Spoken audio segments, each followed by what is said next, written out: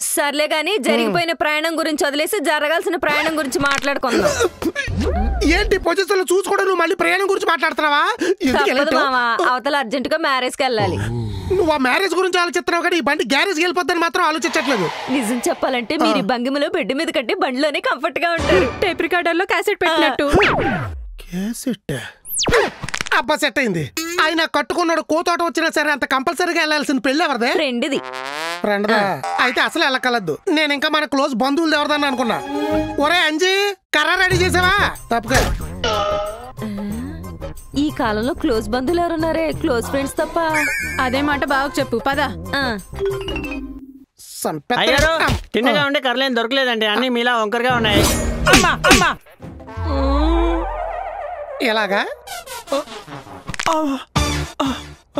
సంపెత్తాను ఎదవాలి. కర్రకి alternate గా నా దగ్గర ఒక ఐడియా ఉంది. ఏంటది?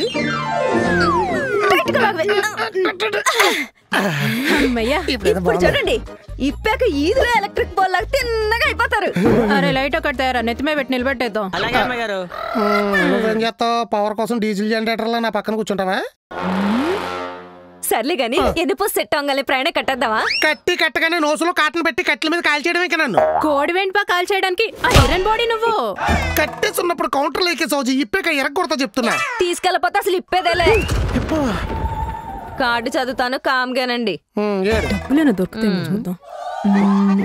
మట్టిగొట్టు వారి మధ్యపత్రిక 3వ వివాహ మహోత్సవం. 3వ వివాహ మహోత్సవం?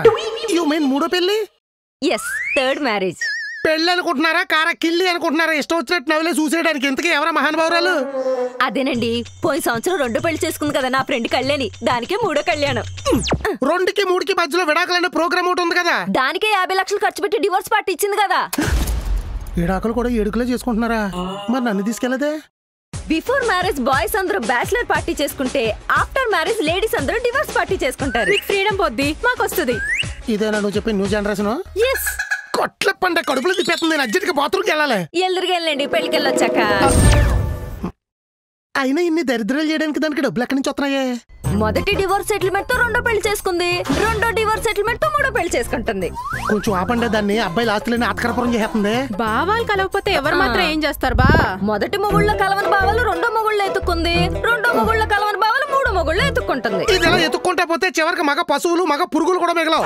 నేను ఈ పెళ్లిని ఖండిస్తున్నాను. సచిన రాను. రాకపోతే మీరే నెట్ఫ్లిక్స్ లో కనపడకుండా పోతారు. మధ్యలో నెట్ఫ్లిక్స్ ఏంటి? అన్ఫెయిరీ టేల్ అని దాని పెళ్లిల మీద డాక్యుమెంటరీ తీస్తున్నారు నెట్ఫ్లిక్స్ వాళ్ళు. ఈ అమ్మాయి జనాలకి సినిమా స్టోరీలు కన్నా రీల్ స్టోరీలు కిక్కెత్తినట్టున్నాయి. వాళ్ళు తెగ తీస్తున్నారు, వీళ్ళు తెగ చూసేస్తున్నారు. వాళ్ళు తీస్తారు, వీళ్ళు చూస్తారు. గానీ మేము బ్యాగులు రెడీ చేసుకుంటాం, మీరు బ్యాగ్ రెడీ చేసుకోండి. ఇప్పటి నుంచి ఎందుకే? Haldi function, mehndi function, dance, cocktail పార్టీలో డ్రింక్స్, డెస్టినేషన్ వెడ్డింగ్. మరి 3వ పెళ్లికి కూడా పార్టీలు చేసుకుంటారా? పాపాత్మురాళ్ళారా.